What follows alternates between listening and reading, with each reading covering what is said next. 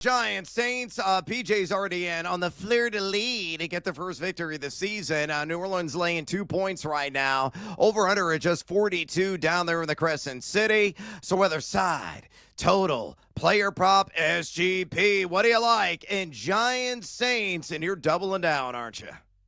I sure am, Brad. Nothing for me in the prop market. Certainly nothing with the Giants. You know, it's only the second game with Dart. It's his first road start. Neighbors is out for the year. So I really do not know what to expect from this Giants offense in this game. I just like the Saints to win. I think it's a great opportunity to fade New York after them getting their first win of the season, pulling off the upset. Dart's going on the road for the first time in his career.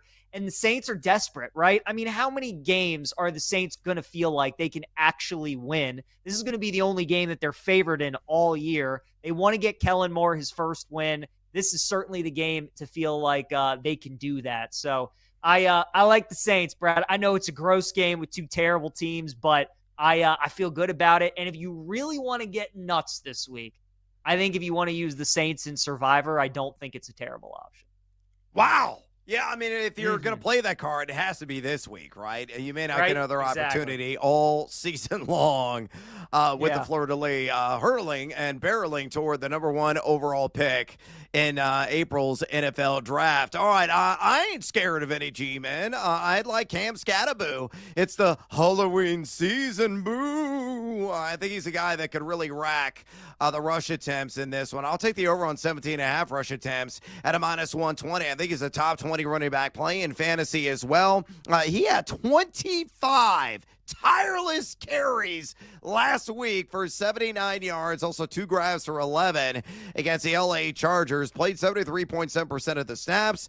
Could see a snap share maybe greater than 80% this time around. New Orleans, not all that intimidating in the trenches. Middle of the pack at number 15 rush EPAD. They're giving up 23.5 rush attempts per game to the running back position. James Cook, though, is the only running back to go over 17.5 grips on the ground against him. But, you know, Skattebo, a guy, very efficient, 3.02 yards after contact per attempt. He's forced 11 missed tackles, and he's number 8 in yards created per touch.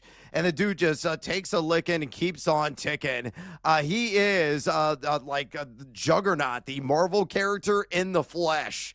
I mean, he just pounds through brick walls, gets up unscathed, and just keeps working. So I love the over on 17.5 rush attempts at minus 120. With that game now in the rear view, let's move on to the next game. The Dallas Cowboys, the New York Jets. All right, we got Cowboys Jets. Fireworks should be popping there in East Rutherford, New Jersey. Dallas laying 2.5 on the road. The over-under is set at 47.5. One of the higher totals there on the board. So look at that side. Total, player prop. Maybe you want to build an SGP. I might. What do you like? And Cowboys and Jets, PJ. So 2 plays I like, Brad. The first one, Justin Fields, anytime touchdown, plus 130. We talked about this yesterday. This Dallas defense is so bad, and teams can just do whatever they want against them, right? I mean, Russell Wilson threw for 450 yards against this defense. Like, they are bad.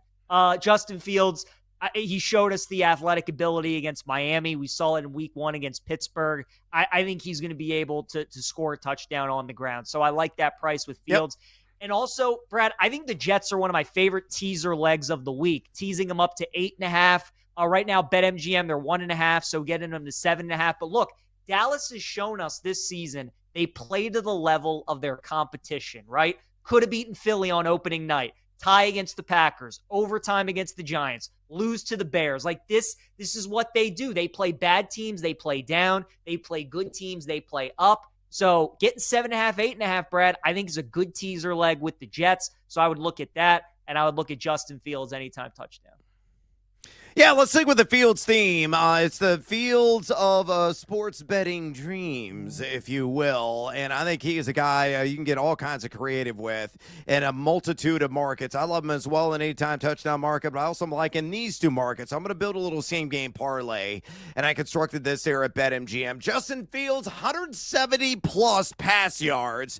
I'm going to pair it with Justin Fields, 40-plus rush yards. Somehow, some way, that gets you to plus money at plus 110. So little baby seduced by the juice, and I'm going to maximize the matchup because Dallas, as you mentioned, a heaping mile-high pile of manure. They are downright stanky on defense. How bad are they? Well, they're dead last in drawback EPAD. They're number 25. In rush EPAD, they're giving up 309.3 pass yards per game to quarterbacks, and they're also allowing 30.5 rush yards per game to quarterbacks. Jalen Hurts went way over the needed 40 yards on the ground against them. He had 62 earlier this season.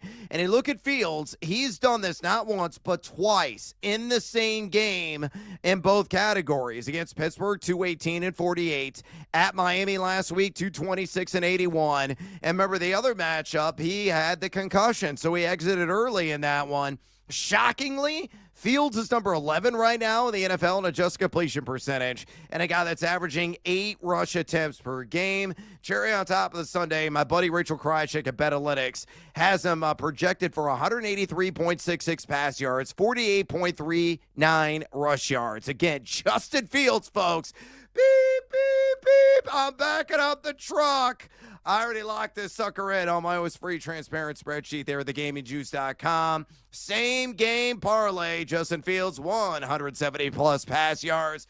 Justin Fields, 40-plus rush yards, plus 110. It's screwing. Daddy want, daddy need, daddy gotta have it. Brother, let's just bring out a little bread.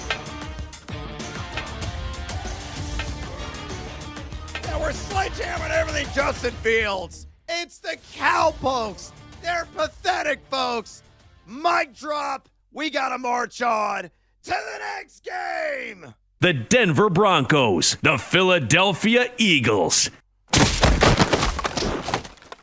All right, Broncos, Eagles. I think this one's going to be one of the more entertaining affairs of the entire weekend. Fly, Eagles, fly. Laying 3.5. The over-under set at 43.5 right now at BetMGM. So, PJ, side, total, player prop, SGP. What do you like? And Broncos and Eagles. So, I haven't bet it yet. I'm hoping that we get down to a -3 with Philadelphia. I don't think we're going to. But Brad, Jalen Hurts in his career as a home favorite of 6 points or less is 9-0 against the spread. Jalen and the Eagles cover spreads when they are when it's tight, right? And we all keep looking to fade Philadelphia every week because they shouldn't be undefeated. They've gotten lucky to win some of these games, but that's just they're a good team, man. They find ways to win games, and more often than not, they find ways to cover these small spreads. So Denver, since Bo Nix has been there, has been a team that they beat up on bad competition, and they struggle against elite teams, especially when they go on the road. I understand the love for Denver because all the underlying metrics say that they should maybe win this game. It should be close, but I have no interest in fading Philadelphia. I'm hoping we get a 3. Then I'll definitely be on the Eagles. I lean that way, though, at 3.5. I think they're a good bet in money line parlays and stuff, but yeah, I like the Eagles. I would definitely not bet the Broncos in this game.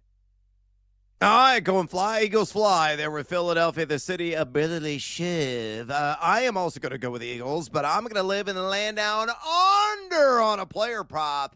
And a guy's been disappointing largely because of the ultra-conservative nature of this offense. Devontae Smith, under 46.5 receiving yards at a -115. You look at the Broncos, number 6 in dropback EPA defense this season. They've allowed the 10th fewest wide receiver yards. So 4 wide receivers have gone for at least 47 through the air against them. However, Devontae Smith, who lines up in the slot 57.7% of the time, has got to see a lot of Jaquan McMillan, who has been outstanding dominating in coverage, the 19th best pass coverage grade according to PFF. He's number 84 in yards allowed. He's only given up 63 in that category, 86.8 as well, passer rating that he has surrendered. That Smith's only seeing 5 targets per game. He's number 51 uncharacteristically.